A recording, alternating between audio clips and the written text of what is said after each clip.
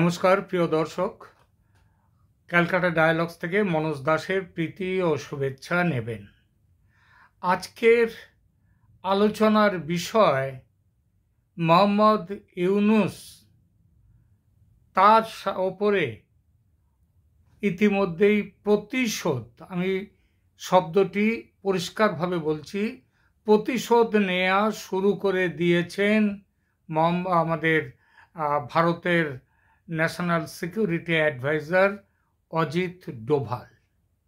অর্থাৎ আজকে যে মোহাম্মদ ইউনূসকে সরাবার জন্যে বাংলাদেশের জনগণ তাদের যে প্রধানমন্ত্রী শেখ হাসিনাকে সেখানে প্রতিস্থাপন আবার ফিরিয়ে নিয়ে আসা, এটার জন্য ভারত কাজ করছে ঠিকই, কিন্তু এই কাজটা কেবলমাত্র বাংলাদেশের শেখ হাসিনাকে তাদের দেশে, তিনি বৈধ প্রধানমন্ত্রী, তাকে ফিরিয়ে নিয়ে যাওয়া, সেই লক্ষ্য ছাড়াও ভারতের নিজস্ব একটি বড় লক্ষ্য আছে। এবং এটা মনে করবেন না কেউ যে এই লক্ষ্যটার জন্য ভারত আমাদের যে মোহাম্মদ ইউনূসের তার বিরোধিতা করছে। এটা শুধুমাত্র শেখ হাসিনার জন্য নয়, তিনি আজকে ভারতের সাথে যে ভয়ঙ্কর রকমের একটা চক্রান্তের অংশীদার হয়েছেন, একটি ষড়যন্ত্রের অংশীদার হয়েছেন, সেইটার জন্যেই ভারত আরও রেগে গেছে এবং ক্ষুব্ধ হয়েছে আমাদের মোহাম্মদ ইউনূসের উপরে। এবং এই ব্যাপারে মোহাম্মদ ইউনূসকে ঠিকমতো শিক্ষা দেয়া, সেই ব্যাপারটা অজিত ডোভালের উপরে ন্যস্ত হয়েছে।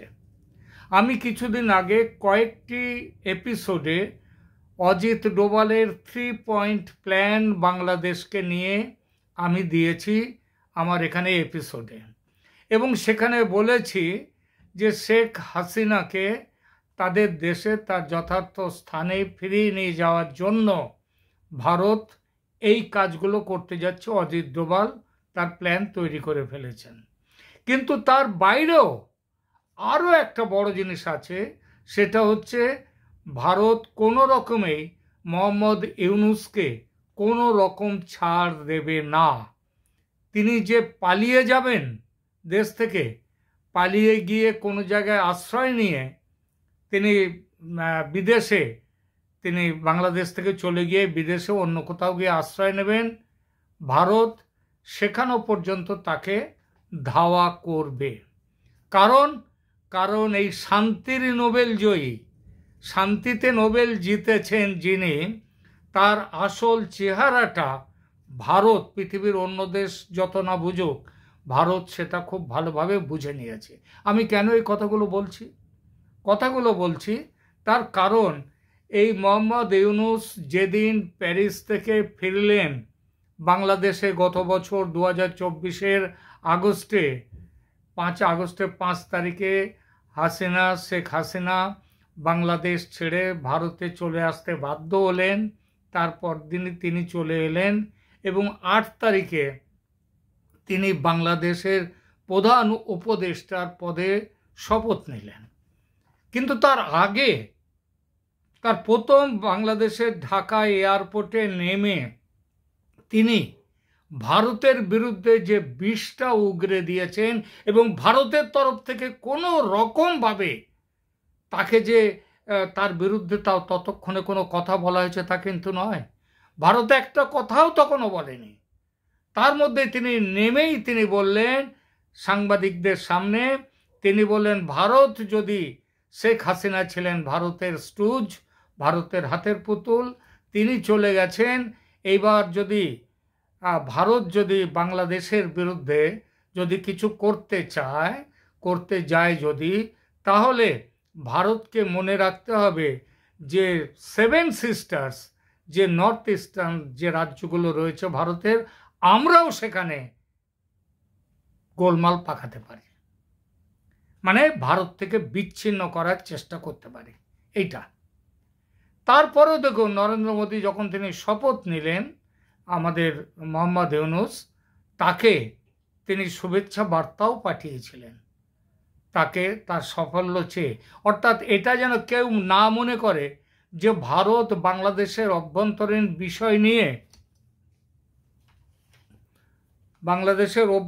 বিষয় নিয়ে ভারত এতই উদ্ব্যস্ত যে শেখ হাসিনা চলে যাওয়ার পরে পরের যে সরকার আসছে সেই সরকারের বিরোধিতা করবার জন্যে ভারত তৈরি হয়ে রয়েছে, এটা যাতে কেউ না মনে করে।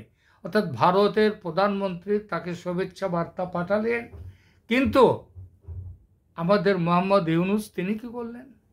তিনি সেই প্রথম দিন থেকে তিনি ভারত বিরোধিতার লাইনটা নিলেন। এটা কি বিক্ষিপ্তভাবে কোনো বিচ্ছিন্ন ঘটনা? তিনি কি শুরু করলেন?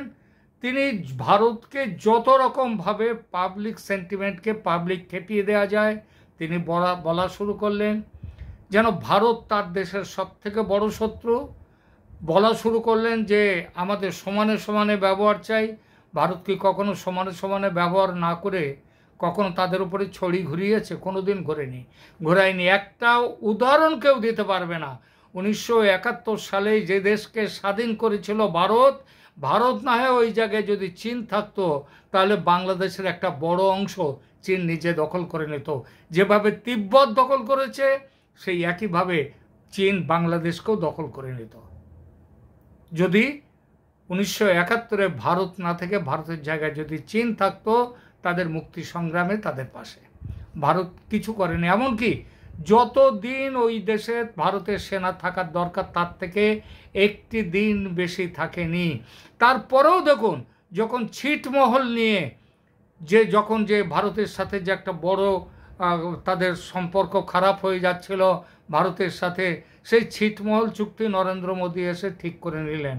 এবং সেখানে মনে রাখবেন, বাংলাদেশ কিন্তু বেশি জায়গা পেয়েছে। বাংলাদেশের মধ্যে ভারতের ছিটমহল যেগুলো ছিল সেগুলো কিন্তু অনেক বেশি এলাকা, সেটা পুরোপুরি বাংলাদেশকে দিয়েছে। আর ভারত পেয়েছে, ভারতের মধ্যে বাংলাদেশের যে ছিটমহলগুলো ছিল সেগুলোর তুলনায় তাদের থেকে অনেক কম জায়গা। কিন্তু ভারত তার জন্য কখনো বলেনি যে আমরা তোমাদের থেকে কম জায়গা পেলাম, তোমরা বেশি জায়গাটা নিয়ে নাও। বেশি জায়গাটা নিয়ে তোমরা আমাদের চিকেন নেককে বাড়াবার জন্যে আমাদের এতটা জায়গায়, চিকেন নেক 60 কিলোমিটার লম্বা আর 20 থেকে 22 কিলোমিটারের মতো চওড়া।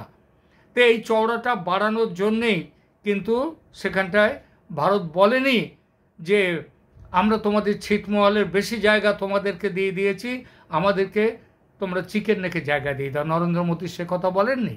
কিন্তু দেখুন, এই মোহাম্মদ ইউনূস ক্ষমতায় বসে প্রথম থেকেই তিনি যেটা করছেন সেটা হচ্ছে ওই ছিটমহল টল কোনো কথা নয়। তিনি বলছেন চিকেন নেককে কীভাবে চিকেন নেক নিয়ে ভারতকে উদ্বাস্ত করা যায়। চীনের সঙ্গে এই যে তিনি এখন বলছেন চীনে যাবেন, এই যে চীনে যাবেন না বলছেন আমাদের মোহাম্মদ ইউনূস, চীন সফরে যাবেন এই 1-1 মাসের মধ্যে। 1-1 মাস ক্ষমতায় থাকলে তারপর তো চীনে যাবে। ক্ষমতায় থাকতে পারবে না মোহাম্মদ ইউনূস, এটাও বলে দিলাম। তার কারণ হচ্ছে চীনে যাবে। মোহাম্মদ ইউনূসের প্ল্যান হচ্ছে তিস্তার যে ব্যারেজ, সেই ব্যারেজ তৈরির দায়িত্ব দিয়ে দেবে চীনকে। এবং চিকেন নেক থেকে তিস্তা ব্যারেজ হচ্ছে খুব কম দূরত্ব, সুতরাং চীন সেইখানটায় ঘাঁটি গাড়বে। ভারত এটা হতে দেবে না।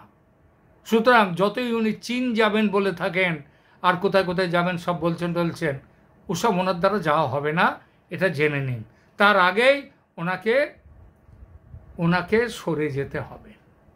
আচ্ছা, শুধু যে এই জিনিসগুলো করছে তা নয়, তিনি পাকিস্তানের সাথে বন্ধুত্ব করেছেন।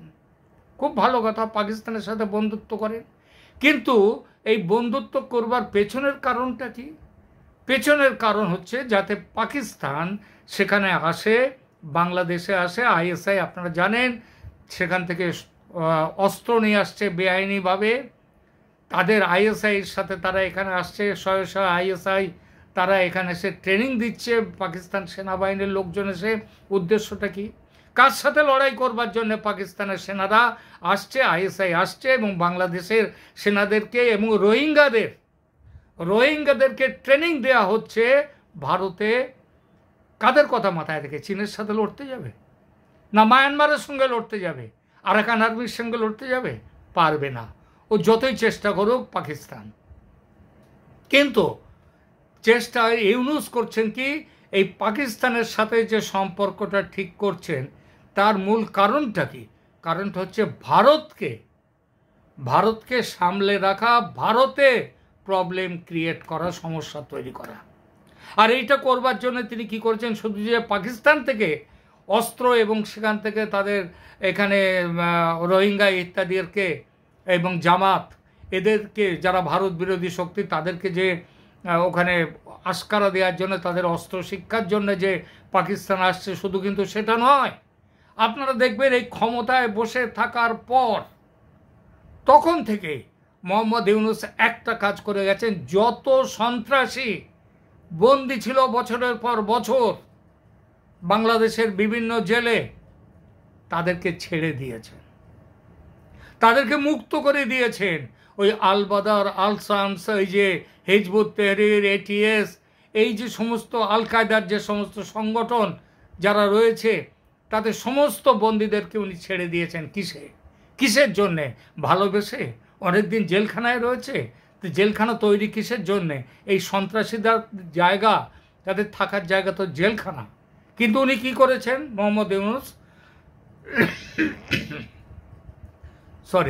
মোহাম্মদ ইউনূস তাদেরকে ছেড়ে দিয়েছেন ভারতে, তারা যাতে প্রবেশ করতে পারে, অনুপ্রবেশ করে এখানে সন্ত্রাসবাদী কাজকর্মকে যাতে বাড়িয়ে নেওয়া যায়, তাদের একমাত্র প্রচেষ্টা তাই।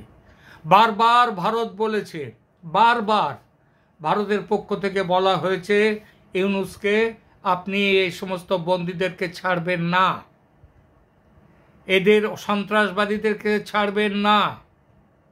কিন্তু উনি কি করেছেন? উনি এদেরকে ছেড়েছেন। লক্ষ্যটা কিসে? তার একটাই লক্ষ্য, এরা ভারতের সন্ত্রাসবাদী কাজকর্ম শুরু করে দিক। ভারতের এই বাংলাদেশের আগে, এই বর্তমান অবস্থার আগে ভারতের শত্রু ছিল আড়াইটে, 2 যুক্ত হাফ। 2 কারা? একটা পশ্চিম সীমান্তে পাকিস্তান, আর একটা উত্তর সীমান্তে চীন। আর আধখানা কারা ছিল? 2.5-এর 0.5 কারা ছিল? 0.5 ছিল দেশের মধ্যে যে মাওবাদীরা এবং যে সন্ত্রাসবাদী শক্তিগুলো যারা ছিল দেশের মধ্যে, তারা ছিল 0.5।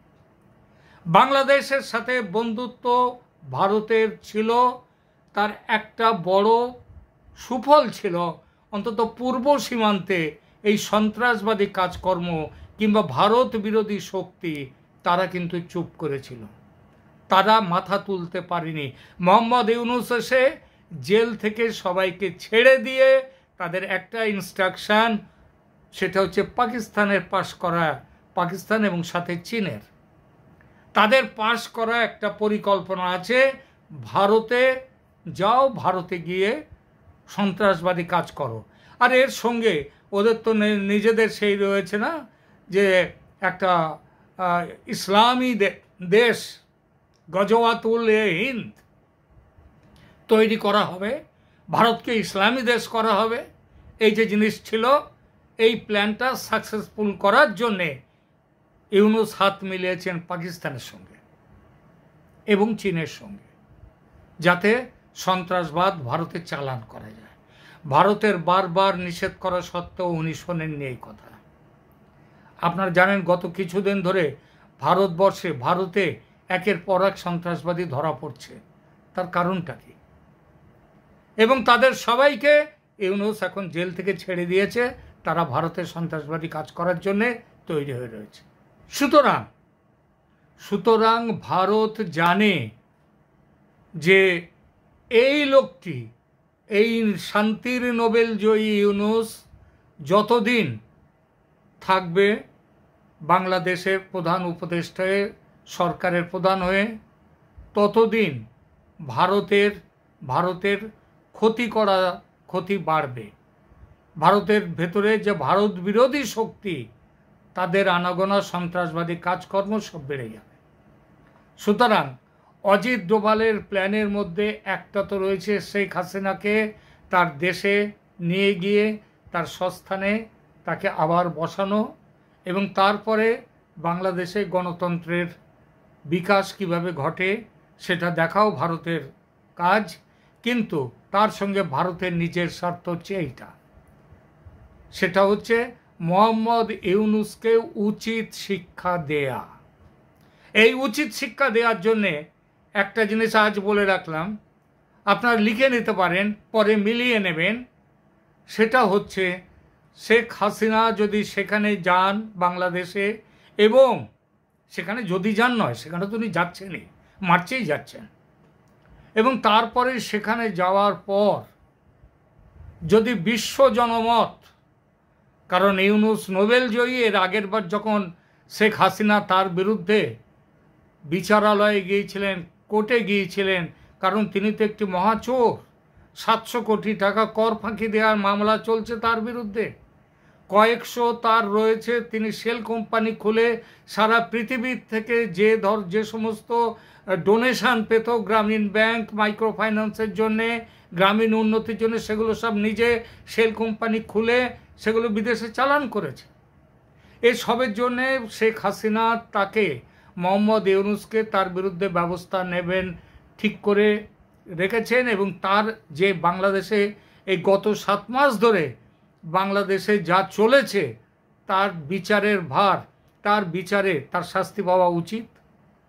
সুতরাং ধরেই নেওয়া যায় শেখ হাসিনাও তাকে ছাড়বেন না। কিন্তু এর আগের বার যখন তার বিরুদ্ধে ব্যবস্থা নিয়েছিলেন শেখ হাসিনার সরকার, তখন সারা পৃথিবীর নোবেল জয়ীরা, বিখ্যাত লোকেরা, তারা সব মিলে জয়েন্ট অ্যাপ্লিকেশান দিয়েছিলেন, একটা মাস পিটিশন দিয়েছিলেন শেখ হাসিনার কাছে যে এনাকে ছেড়ে দেওয়া হোক, এনার বিরুদ্ধে যেন ব্যবস্থা না নেওয়া হয়।